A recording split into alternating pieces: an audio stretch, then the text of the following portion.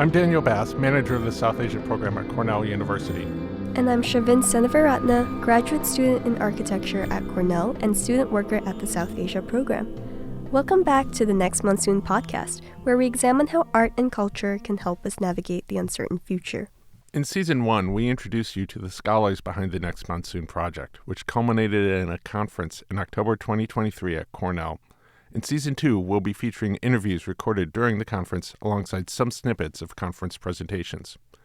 You'll be hearing a diverse range of voices from 12 individuals practicing in academia, the arts, and activism, bringing a cumulative approach to understanding climate change in South Asia from diverse perspectives. Our first guest is Emily Ye, one of the panelists at the conference.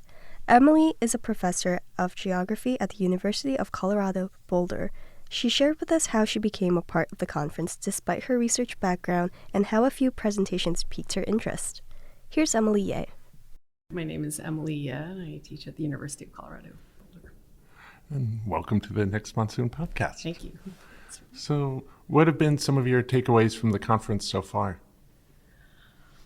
I don't usually think of myself as a South Asianist, so it's mostly been a learning experience for me. I was particularly struck by Mona's paper about just the way in which the Hindu right has taken up climate change. I think that was something I've kind of heard of but haven't thought that much about before.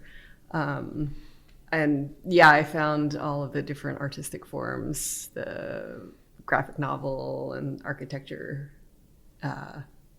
just very interesting fields that I don't usually encounter. Mm-hmm. So you normally work more in East Asia or in South Asia. I'm curious, what do you think the difference in terms of how, whether the phenomenon of talking about climate change or the scholarship, how that is different? Yeah, most of my work has been in the Tibetan Plateau, which doesn't play nice with the categories of East Asia and South Asia. Sometimes people have called the Himalayas a sort of Zomia space, although that's problematic for its own reasons. Sometimes it's classified as Central Asia or Inner Asia, but anyway, I think it just sort of speaks to the arbitrariness of boundaries. Also, one thing that I've been thinking about is the way in which these spaces in Mustang or Tibet are seen as peripheral or marginal. And of course, they were central, right? They used to be very central to trade and political power and so forth. In terms of differences, there's some biophysical differences. In places where I work, monsoons are not the main problem. Glacial lake outburst floods, which we've been talking about a lot, happen mostly in the Himalayas, whereas on the Tibetan Plateau side, one of the effects of climate change has been actually the appearance of new lakes. So about 60 new lakes have appeared over the past 50 years on the Tibetan Plateau, and that's because of melting permafrost and glaciers. So there is a lot of rangeland degradation, eventual drying of sources, of rivers. So snowstorms also are a concern. So quite different. Because it's always embedded in historical and geographical processes at different scales, a lot of the proposed solutions that don't take that context into account exacerbate the problems. So I think, I do think contextual thinking in some way is important. So you had said that you have seldom been in the same room as art historians and architects, and so I'm curious, what are some things you've learned from them or that have inspired you from hearing their different approaches to things? I mean, I was really struck by Rohit's argument. I found just the drawings, the schematics amazing. I could, I don't have the skill to draw anything, but I was very struck by his argument that the kinds of dwellings that are seen as needing to be demolished because they're not modern are actually much more capacious in the ability to deal with the monsoon. So that was one thing. I really like Parismita Singh's. I just found it very provocative, the way that she used art to kind of evoke the ironies of climate change and development as the way that they get intertwined. So, with all of those thoughts in mind, what is your hope for the next monsoon conference? What are you expecting to come after this? I mean, I guess I think this podcast series, I'm hoping to listen to the other people and see what they say in response to these questions. I think there will be some sort of publication, which I think will be really interesting in the sort of broad scope of South Asia and the very different disciplinary approaches. But I'm just excited about the connections and all of the kind of wonderful people I've met, and hope to kind of encounter them again, learn more from them. I had encountered Mabel's work and of course Sarah's and Mona Bond's, but everyone else is new to me, so hoping to maintain those connections. Our second guest is Rohit Mujumdar, who appeared on our last episode and whose presentation Emily Ye mentioned. Rohit is an urban planner and architect who teaches at the School of Environment and Architecture in Mumbai. Like Emily, Rohit shared with us how he was captivated by Parismita Singh's presentation. Could you give us a presentation, or it could be multiple presentations, but what has caught your attention through all? The most powerful one, I mean, without any doubt, I have no doubts about it. It was Parismita. Parismita played a googly on us. Googly is a ball in cricket which you expect to turn in one way and it turns the other. And she said, I'm not going to show you drawings. And all she did in her presentation was to sketch through her talk. And she constructed a picture through her talk, and it was really very powerful actually. So there was not a single moment in her presentation that I was not attentive. So that really struck, like, constructing a picture through the text.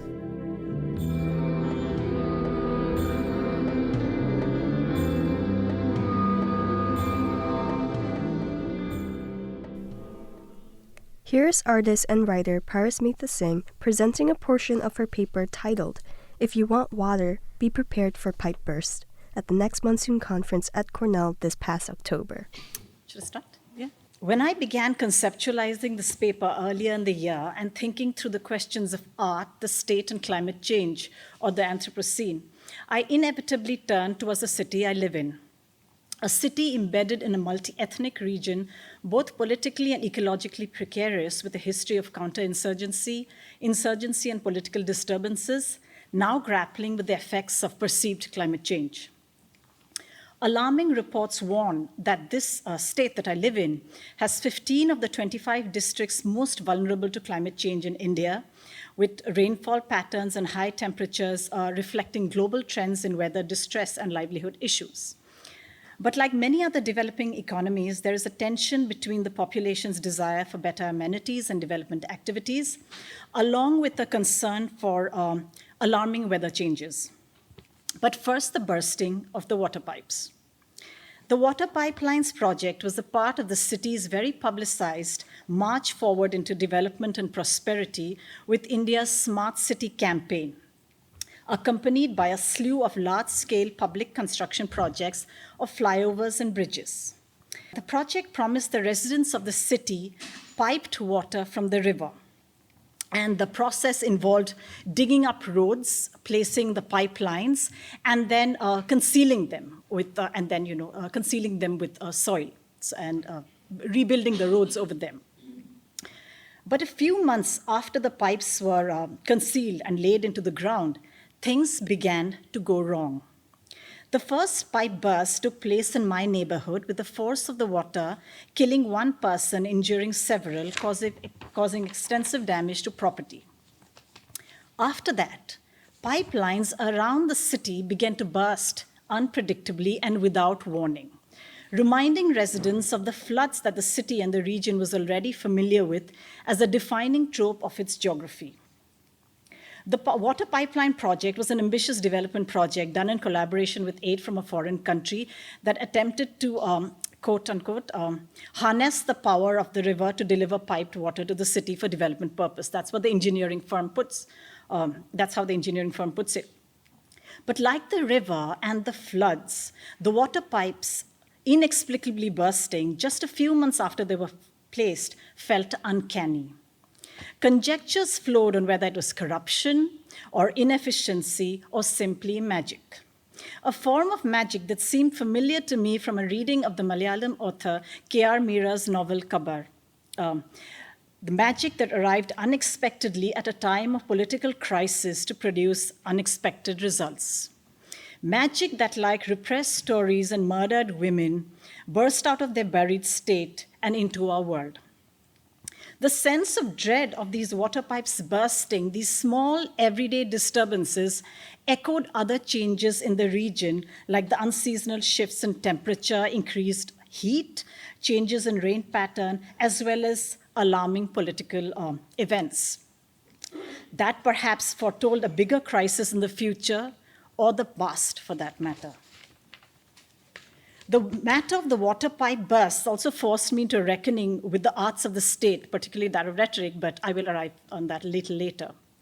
And then, as it happens, in the interim between my thinking of water pipes as metaphors and the transcription of these ideas into a paper, more dramatic and devastating events were to take place, and Mabel has already spoken of this, which was the glacial lake outburst flood that took place in Sikkim earlier this month.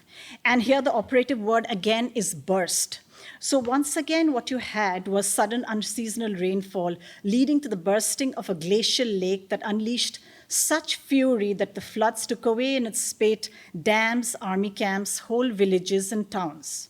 This after, again, as the previous paper showed us, years of warnings by locals, anti-dam activists of the effects of hydro projects in the area. The Tista is a river I have never seen, but know of primarily from stories and arts of lepcha artists and anti-dam protesters. As a sacred river that was there in the beginning of creation and that flowed from the Himalayas to the ocean as a sacred space of bounty and magic. Now the river flowed downstream, carrying along the waters explosives and ammunition. And if there was a metaphor of this region and possibly the Anthropocene with its developmental disasters and militarized and fragile ecosystems, it is this. The Tista flowing downstream from the hills to the oceans, carrying in its water live arms and munitions. The old stories are gone. These are the new stories that illuminate our current times. Except this is not a myth, or not yet. This is a part of empirical records, official narratives. There is a child who plucked a mortar shell from the river and died. Police directives that warn villages along the path of the Tista, far away from the site of the glacial lake burst. In light of the severe flooding, certain military equipment, including firearms and explosives, were carried away by the Tista River. We urge the public to be vigilant. What greater illustration of the arts of the state and the entanglement of ecology, the military, and the developmental crisis? And I come to the second part of the paper, which is speaking of ecology, developmental projects, and climate change stress, I have no choice but to turn to art. Because many of the anti-dam protests, especially in the Tista region that saw the lake burst, were marked by art with music, photography, textile arts, and storytelling as a part of the arts of resistance, and it was employed fairly efficiently, I felt. But coming back to my city and its bursting water pipes and flyover constructions, the art that is foregrounded is the overwhelming specter of what Michael Taussig terms the arts of the state and its usage and play in the theater of the Anthropocene. The arts of the state encompasses our day-to-day lives in the city through a series of, through a mise-en-scène almost of visual material, posters, murals, audio, speeches, aphorisms, radio, video, and this is crucial, including social media, reels, and news as entertainment in circulation. It's very, very powerful, very popular, reaches far more people than my books. I can ever imagine my books to do. So this is really crucial. Monumental architecture and installation, practice, eviction encounter shootings, arrests, costumes, and textiles. So the title of the paper bears its name from one such aphorism or soundbite from the state in reaction to public outrage over the water pipe bursts. If you want water, be prepared for pipe bursts.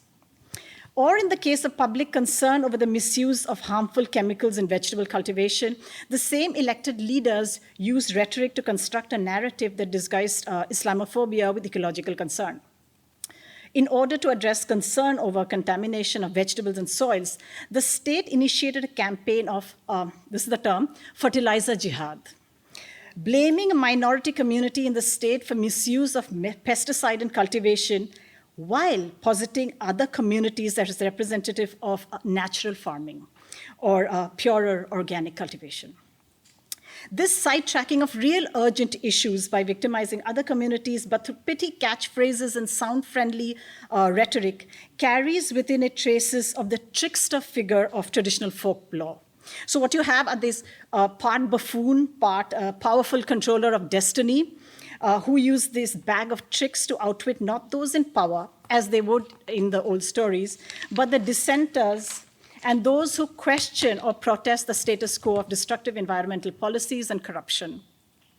Another form of the bad shamans, to borrow a term from Michael Taussig again, it's a wonderful formulation for charismatic leaders who twist and pervert rhetoric to serve their cause and outwit the populace. This too is a form of art. When thinking about the city and the region, the state becomes a huge player in the art scene, not just at the level of patronage of museums and official art institutes, but also public art spaces such as walls. In the region and in my city, in the last few decades of insurgency and rebellion, to borrow Eduardo Galeano's popular but yet wonderful line, Walls served as not just the publisher of the poor, but the underground anonymous voices of student groups, militants, and proscribed groups. With slogans and symbols painted onto walls in the dark of the night anonymously, to be read and viewed with a mixture of awe, fear, and possibility in the day by the populace in a very public sphere, such as walls of institutions and buildings. The conditions of counterinsurgency which the region continues to experience has also meant reclaiming the walls of the city for the state. New art projects include uniform, colorful designs and patterns, images of various communities in traditional wear portraying unity and diversity, and climate change messages in all kinds of visuals that is very, very connected to the climate change rhetoric of the pro-crime, this sort of very aware and environment-friendly messages of the state. And this is something, of course, scholars have studied all through the world, and this is something I hope to get into a little more. This whole the idea of portraying this place, the city, as the city of art, but of a very particular art. And now I arrive at the final section of my paper, which is the fragile archive. Dissenting, disappeared art in the unnamed city, because my city that I refer to continues to remain unnamed. If the narrative arc of the Anthropocene and its climate challenges is marked by violence, as traditionally portrayed in most writings, of colonialism and capital with an excess and monumentalism that has left indelible traces in the geographic strata of the planet, then what kind of art do we create as a counter? Or rather, what art is created from these conditions? Again, stepping back into my still unnamed city, I ask, are there other stories?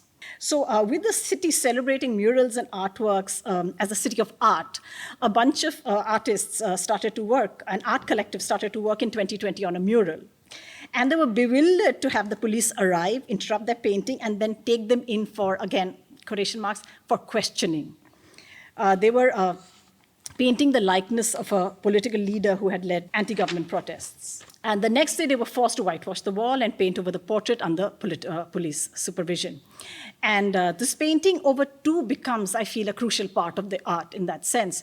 The other instance is from a neighboring state where a lawyer and an artist And the artist is very, very prolific public art artist. And so what they did was they were arrested for painting a raised fist and an anti-dam message on a mural that was commissioned by the state to celebrate 50 years of state formation. This is a neighboring state. As a part of this mural, which was called the Wall of Harmony, they had also depicted dams as a part of the history of the state. So these people, this lawyer and this artist, they went in and put in their fist and the message. And of course, they were promptly arrested for their troubles. So then I'm just going to quote from a report about what happens next, and it's really quite fantastic if you sort of think about it. So about a week later, the words had been painted over, although the fist remained. However, heavy rains led to a breach in the wall, and water came gushing out of the cracks, making the mural perhaps a bit too true to life. And so once again, you have water and coming through infrastructure, and in some sense giving us these very brief moments of hope. And I say this moment of hope very deliberately because despite this incident was actually read by anti-dam activists in that state as a moment of hope. And I thought that was despairing as well, very, very touching moments. But I'm just going to end here quickly with another fragment of a poem, because all of these are male artists, so so it's a little bit. So I'm going to end with a fragment by another poet. In March 2022, a 19-year-old maths undergraduate was jailed for more than 2 months on account of a poem published on social media. She was arrested under draconian security law for her intent to wage war against the nation because the lines of the poem had reference to revolution and the image of a sun that is often associated with a proscribed group. The poet took down the poem from her social media account as soon as the uproar began, and she was acquitted of the charges a year later. And of course, then she gave interviews saying that she's going to be careful about the kind of poems written, and she learned her lesson. So all we have left of this entire episode is we don't have the poem any longer because she took it down from whatever accounts there were. But what we have are fragments of the poem that were deemed problematic, which is because all the media reports that quote the lines for what she was in trouble. So all we are left with is those lines, and I'm going to end with that. So it's an asmis, and so the lines of the poem that remain are "Ako korim rastrodroh," which is to say, I will commit treason again. What did you find fascinating about that paper? I really loved how Parismita talked, the way that she presented. It was so visually rich. And I really loved how there was this beautiful metaphor or comparison of how the river became this water of ammunition at the same time. And there it ties to how just powerful Mother Nature is, and how the conflict that's happening on the ground is really battling with this fierce flow of water. Yeah, you felt the power of water. Like, it's just, we've all been in situations of, like, where there's an overflowing river or a flood or something like that. And so it just talking about, like, she was able to, in this wonderfully poetic way, give this imagery of just this power of water, and also this, I love the imagery of pipe bursts. Yes, especially because it also shows that, like, water utilities aren't guaranteed to be reliable. There's, like, this expectation of failure and how people adapt. So it's also this example of how everyday people in India adapt to climate change. So if you can't rely on water, how do you manage? Live? And, like, that's part of a broader theme in this conference and project. No. And also that she is remarkable how she kept the city unnamed. It made it seem like this magical, realist place. It's like mystical. It's a mystical place, whether, R.K. Narayan's Malgudi or some other, like, imaginary village. Yeah. That's it for today's episode of Next Monsoon. Next time, we'll be talking to Camilla Dewan, an environmental anthropologist at Uppsala University in Sweden, on her perspective of the conference, and sharing Mabel Gergen's presentation titled An Indigenous Geopoetics for the Indian Himalaya. We would like to give special thanks to Sam Lubowitz and Angelica Kramer at Cornell's Language Resource Center for their assistance with recording this podcast. Shavin Senavaratna not only co-hosts this podcast, but is also our editor. South Asia Program Administrator Gloria Lemus-Chavez provided production supervision. Funding for this podcast and the entire Next Monsoon Project comes from the National Endowment for the Humanities. Please follow the South Asia Program on Twitter, Facebook, and Instagram at SAP Cornell. You've been listening to music by Gloria Lemus-Chavez and her partner Brandon Kane. Make sure to check out more of their work in the description links below. The ideas and opinions expressed in this podcast do not reflect those of the National Endowment for the Humanities, Cornell's Office of the Vice Provost for International Affairs, or any other official entity of Cornell University. I'm Daniel Bass. And I'm Shavin Seneviratne. Thank you for listening, and stay tuned for the next episode for new conversations and stories on the next monsoon.